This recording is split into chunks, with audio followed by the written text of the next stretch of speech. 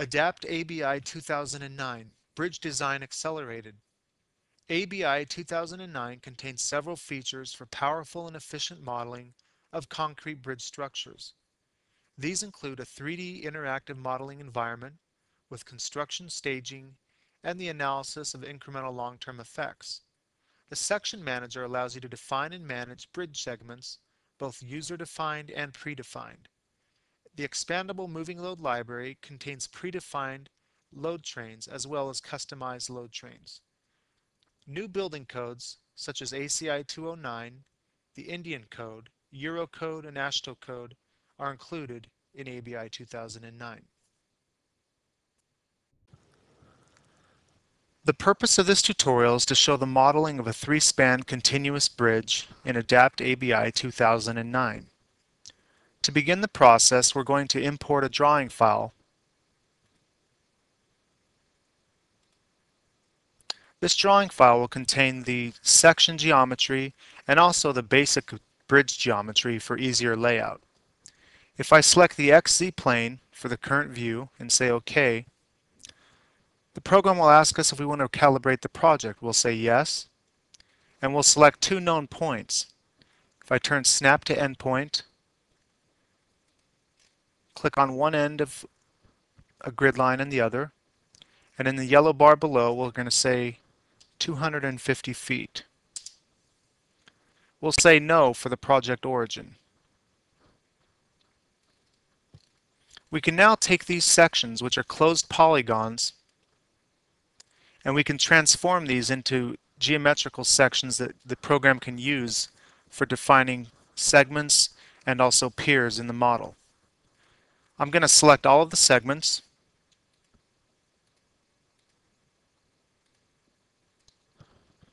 and I'm going to use this Transform Selected Polygons into Sections tool. It will ask if I want to calibrate. I'll say yes, and again I'll select two known points. This is 12 feet, so I'll enter 12 feet here and say Enter, and 6 sections are then created. To review these sections, we can open up the Section Manager. Here you can see that 6 user-defined sections have been created. I also have 2 sections that are created prior to the beginning of the model. These 2 sections will be used for tapered sections over the bridge piers. We're going to go ahead and rename these sections.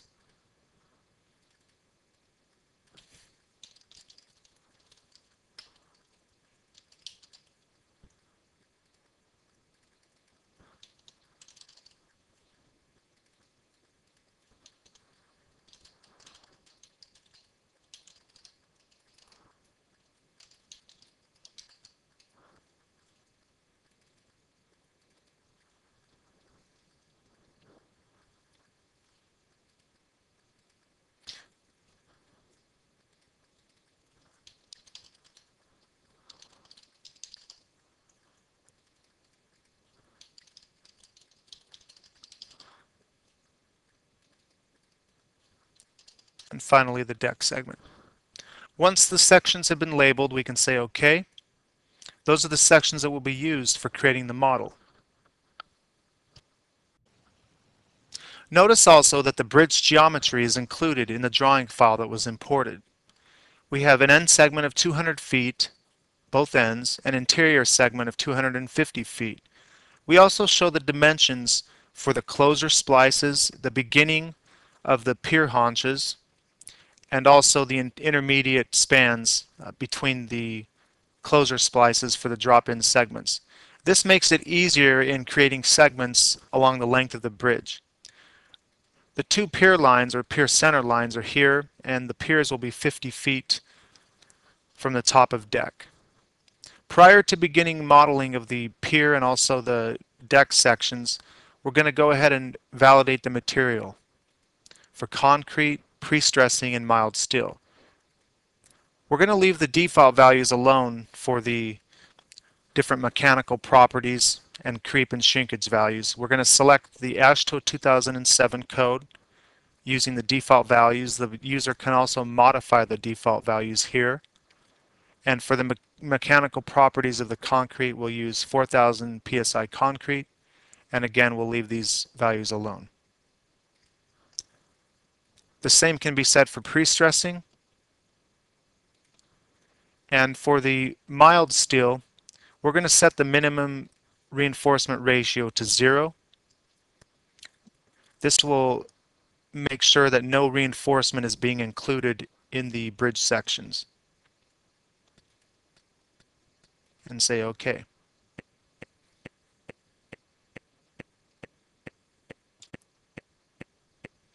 Now that all of the sections have been created, we can begin modeling the bridge by creating segments for the flat work and also vertical sections for the piers. This line will represent a reference line. We need to transform this regular line into a reference line using a transformation tool. That's located here. Or you can simply draw or add a new reference line with this tool. Once the reference line has been created, we can begin creating segments along that line that will represent the different segments of the bridge. To do this, we need to go to a developed view. Within the developed view, we can begin to add segments using this tool.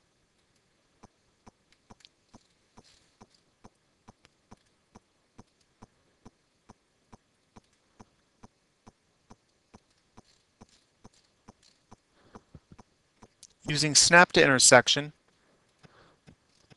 I can create these small segments.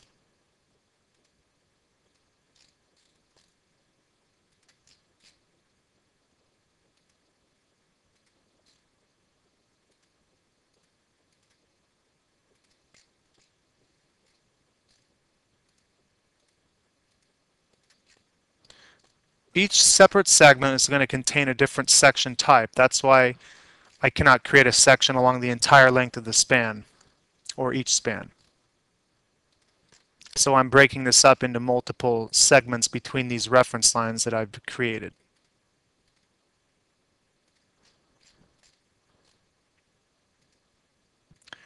Once that's complete, we can say exit. And if you see here, each of these segments is the same type of section. If I was to double click on a section or a segment, under the section tab, you notice that this is pier top deep and pier top deep for the beginning and the ending section. So for that particular section, we want to change that to the drop-in segment. For each end, we'll say drop-in. And graphically, that changes to the proper section. One other thing to notice is that there's a pier diaphragm that will be placed here at each pier, but these segments go to the center line of the pier. So we're going to modify those once we've gone and changed all of the different segments. Beginning at the end, this will be an end block or a splice.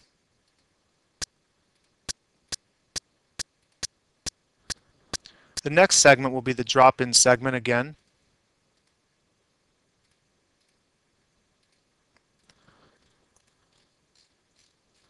Now we get to a closure splice.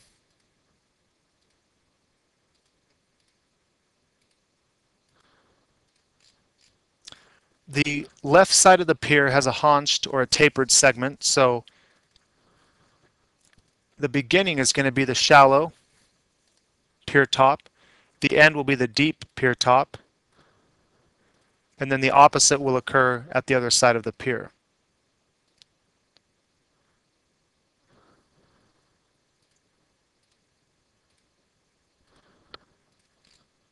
And we'll continue on with this, finishing the different segments.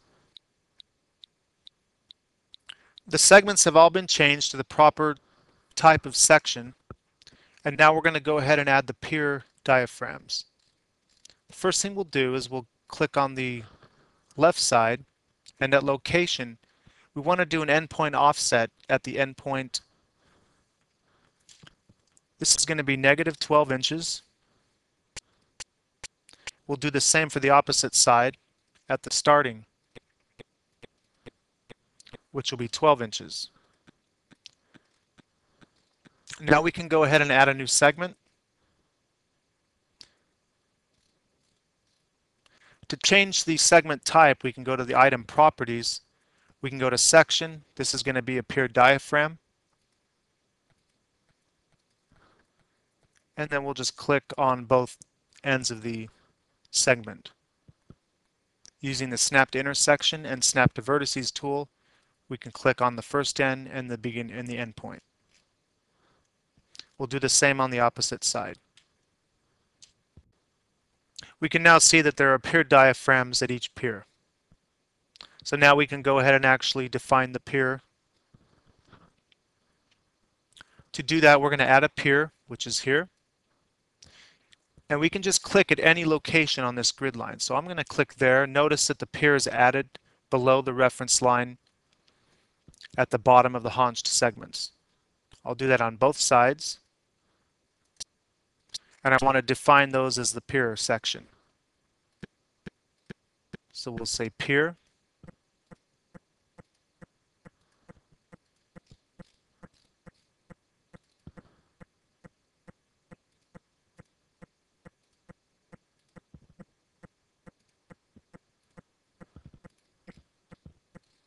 And now we want to make this 50 feet in height. So under location, we can modify the Z coordinate, and this will become 27.64. We'll press the green check mark to accept, and we can do the same on the opposite side.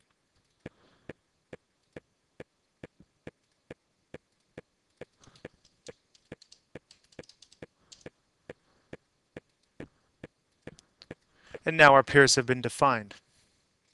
The last thing we'll do is add the deck section. To define the deck section, we need to add a new segment in the model. So we'll click Add Segment, and we're going to click at the beginning and end point of the spans.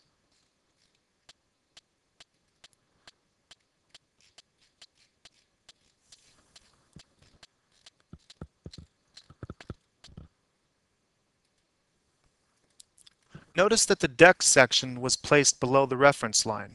So now we need to shift that section so that it's above the reference line because the girders and other elements begin at the reference line. So we want to grab the deck and double click.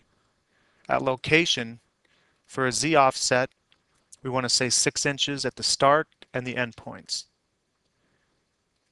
Press the green check mark to accept, and now the deck was shifted above the reference line.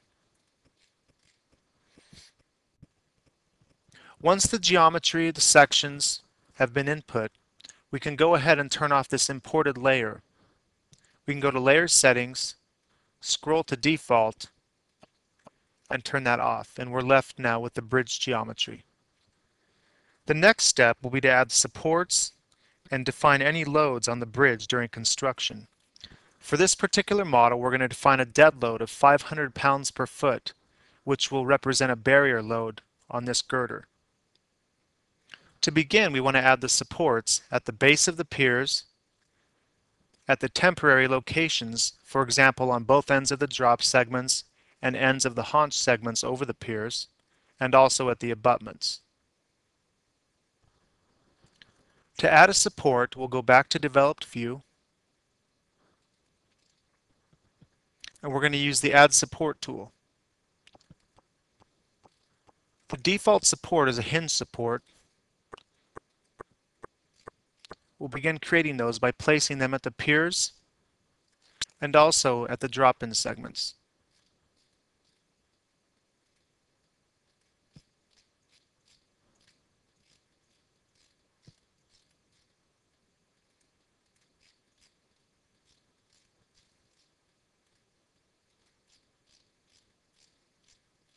These supports will represent any false work or shoring needed during construction.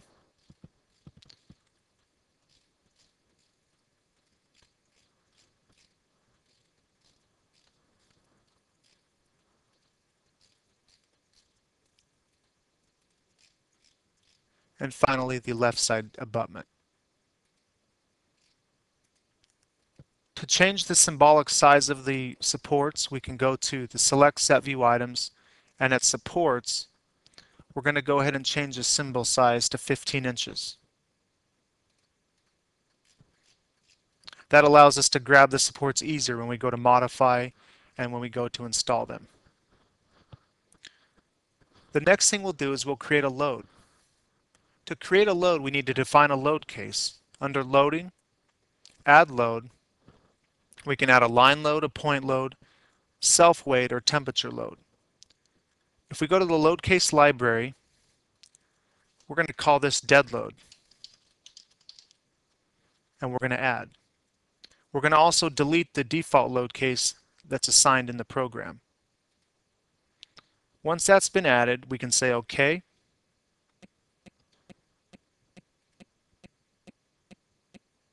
Notice that the dead load name cannot be used, so we need to change the name. We'll just say dead and say add, and again we'll delete the defaulted load case. To add the load, we'll go back to loading, add load, line load. We're going to click the full length of the bridge.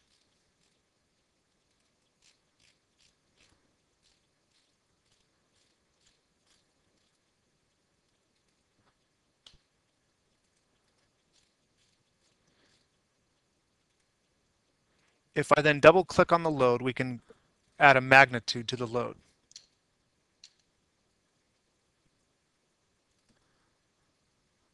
We're going to select dead, and FZ1 will be 0.500 kips per foot in the negative direction.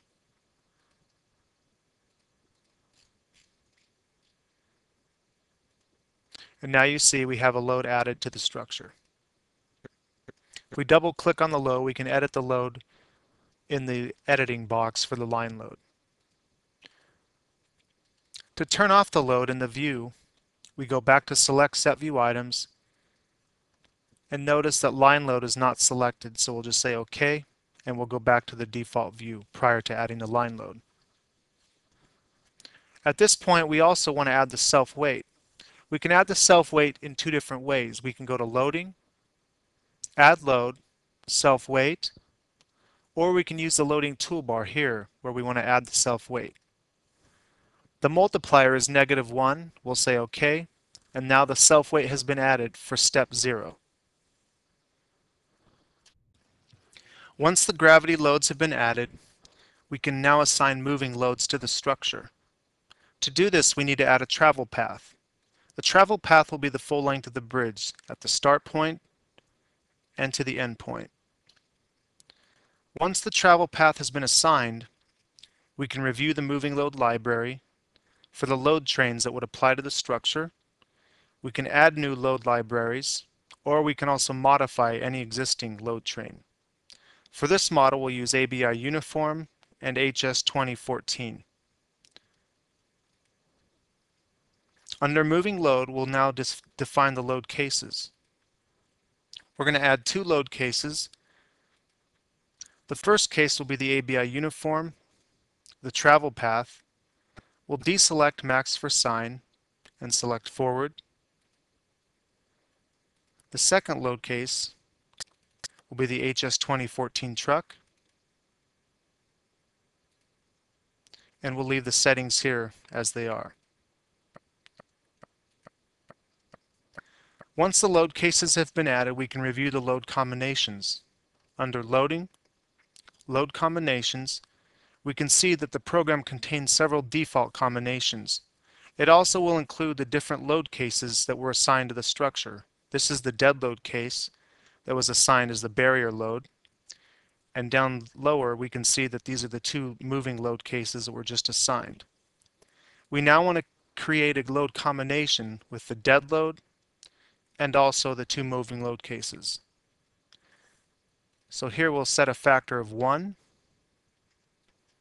and also 1 for case 1. We'll say create load combination, and it's populated down below. And now we're going to do the same for case 2 of the moving load.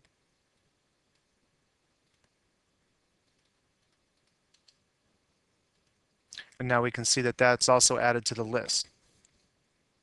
We can also do an envelope of combinations. So if I say 1 for this combination and also one for that combination, we can create an envelope. I'll say OK.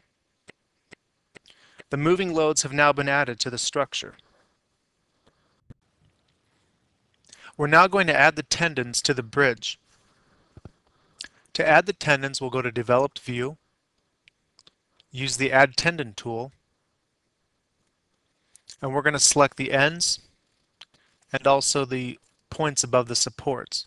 To select this point, we need to turn on the Snap to Midpoint and also the Snap to Vertices, and we can select the midpoint above the support. We'll go ahead and turn those tools off now. We'll snap to the right endpoint. We can see here that a warning appears saying that the tendon is outside of a cell. That's fine. We'll just say OK and exit. We're now going to modify the CGS of the tendon such that it's inside of the structure. So if we double click the tendon, the area is going to be 0.153. The tendon diameter will be 4 inches. We'll select 16 strands. For stressing, nothing's been stressed, so there is no stress history. And if we go to Shape, System, and Friction, span 1 is going to be a simple parabola with the inflection point being at 0.4. Span 3 is also going to be a simple parabola. And span 2 will be a reverse parabola. The CGS points for this particular bridge will be 31 inches at the end, 27.5 inches at the midpoint, and at the supports we'll use 13.5 inches. Again, we'll use 27.5 at the midpoint and 13.5.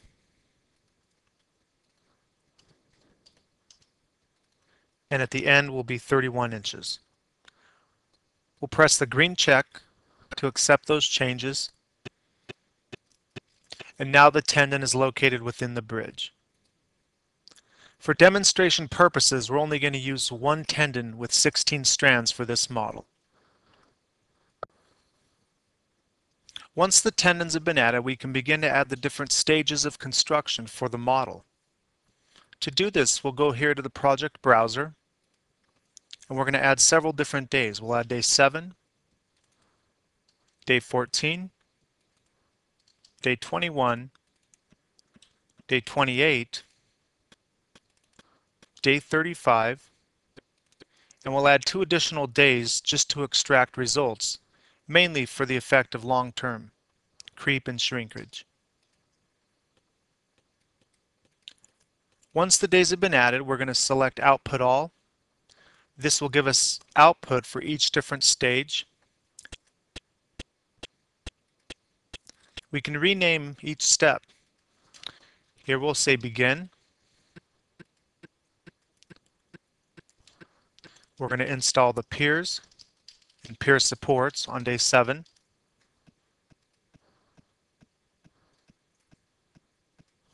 We're going to install the pier top and diaphragms on day 14.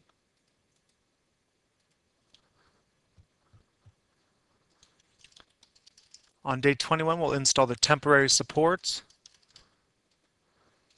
and drop segments. On day 28, we're going to add splices and remove the temporary supports and stress.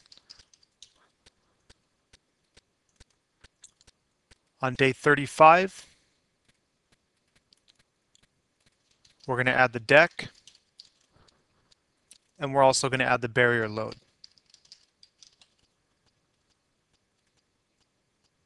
We'll save the model. If we go to Event Manager, we can see that at each day, the solve and the output commands are contained. And also at day 0, we have apply self-weight from earlier in the model. So that's okay. And now we can begin to assign the different elements to each step. So we'll select Install Piers and Pier Supports on day 7. We want to select each pier. We're going to right-click and say Install at Step. Notice that the color changes once the element is installed. On day 14, we're going to select the pier tops,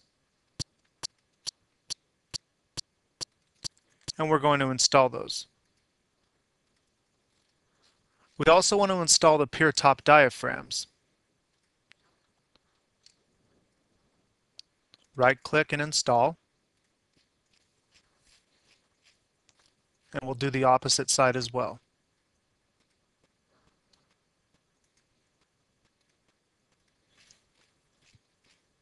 We'll now move to day 21, where we're going to install the temporary supports and the drop segments.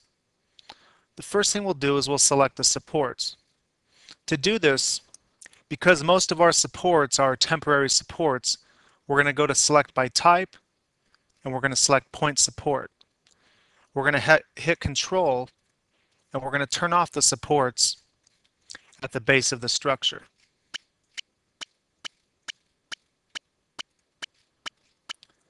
The remainder of the supports are going to be temporary supports except for the abutments. But these supports will also be installed with the temporary supports. So we're going to right-click, we're going to say Install at Step, and now those supports have been installed. You can tell that by the color change. We're then going to select the segments that are also going to be installed.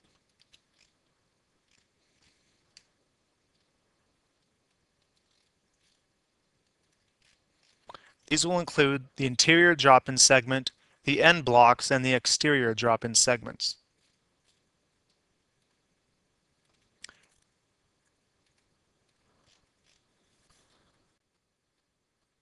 Next, we're going to add the splices, we're going to remove the temporary supports, and we're going to stress the tendons. We'll select each splice,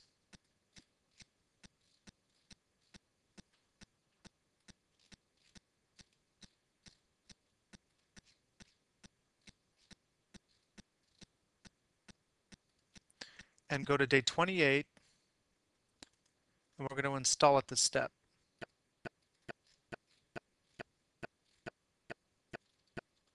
Now we're going to select the temporary supports that need to be deinstalled.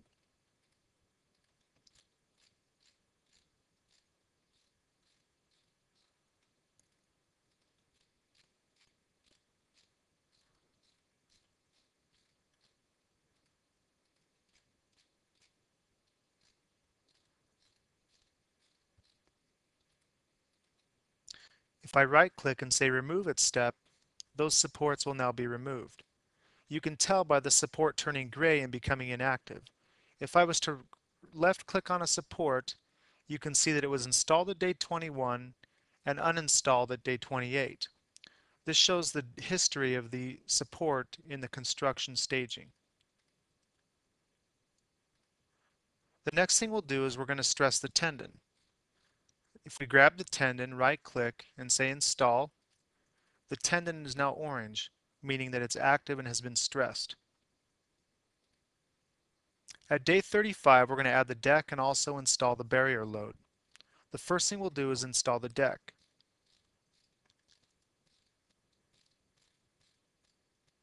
If I select the deck,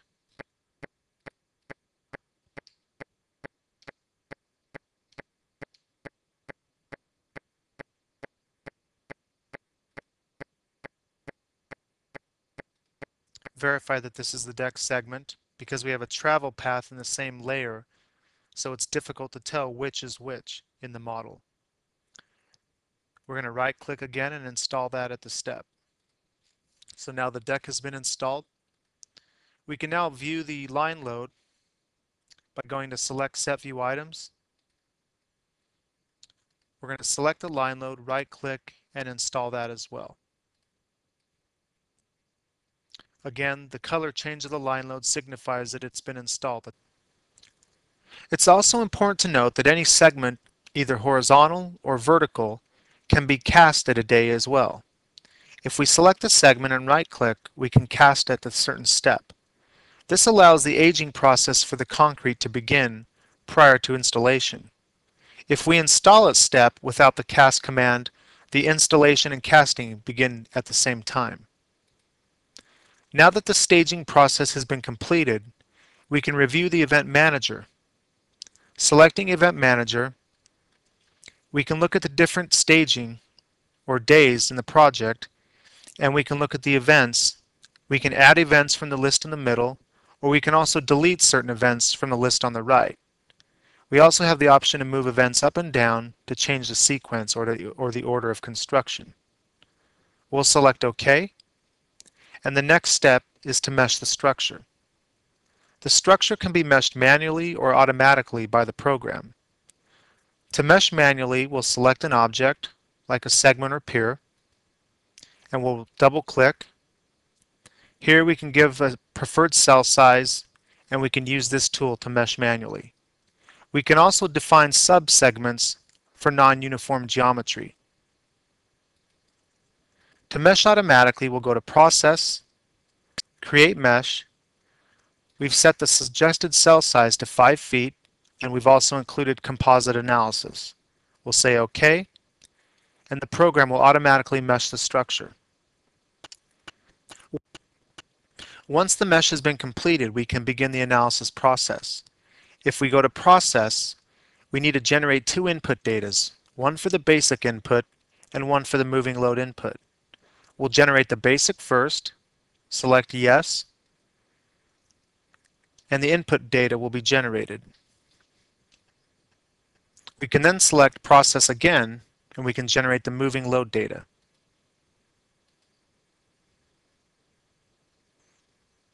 After each input file has been generated, this message will appear saying that it's been successful and also that it has been saved at this location. We'll say OK. The user can also review the input data and also edit the input data by selecting this option, going to either of the files. A text file will appear which is fully editable by the user. We can now begin the analysis process. We'll go to Process, select Execute, and the basic analysis will begin. This will include a validation of the input file moving into the analysis for both non-composite and composite.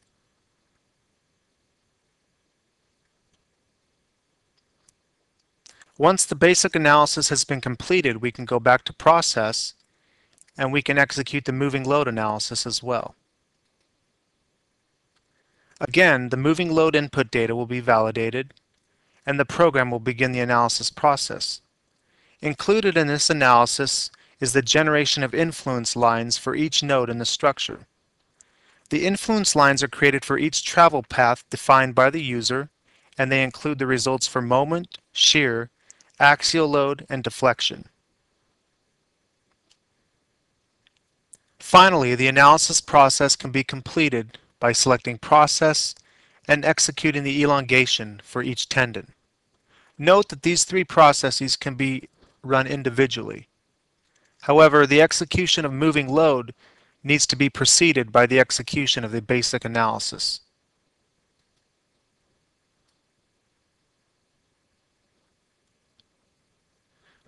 All 3 analyses have been completed, and we can begin to review the results. There are 2 options for reviewing results in ADAPT ABI. The first option is to review results through text form. Here we can go to Reports and select either of these reports.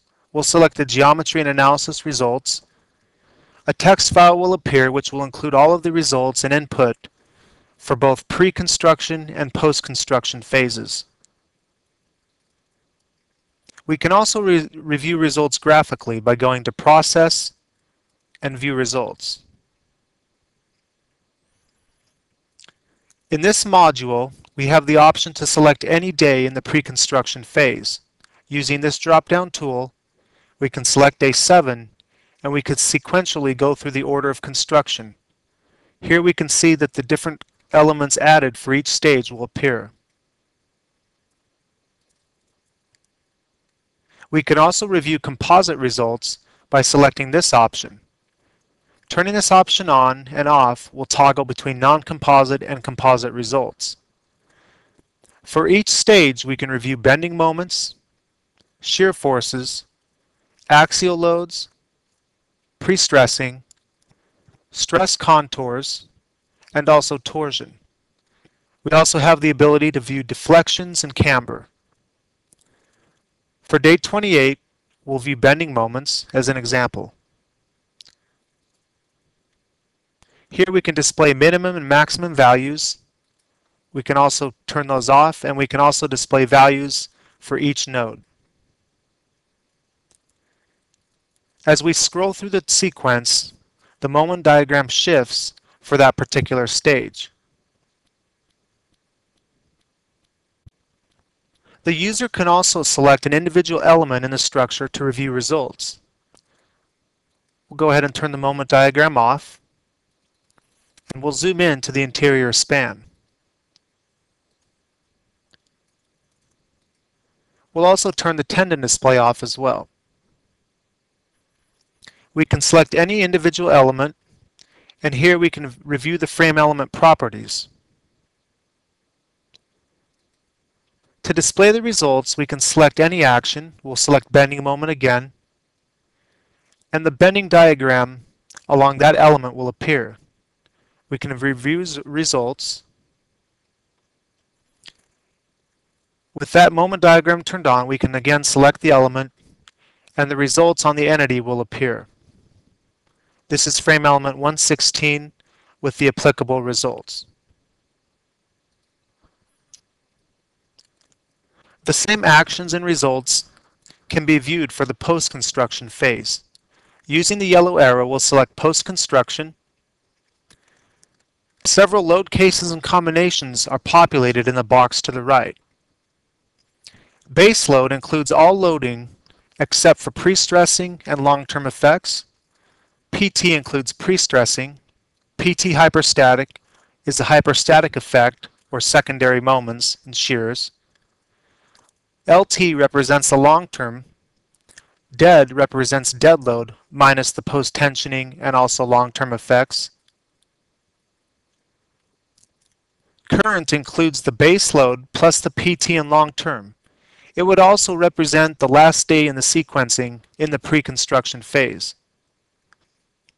If we continue to scroll down, we also have the moving load cases that were generated by the user, case 1 and case 2, also the two combinations, including the envelope, and the program-generated moving envelope, which is the envelope for both of the moving load cases.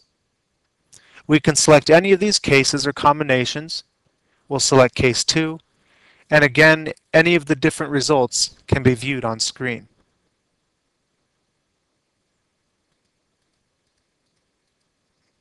We can toggle the composite for each of these cases or combinations.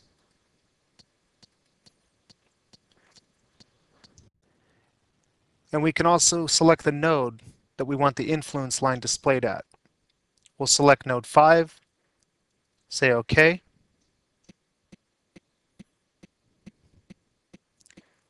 And the influence line for the bending moment will be generated. These can also be generated for shear, axial load, and deflection.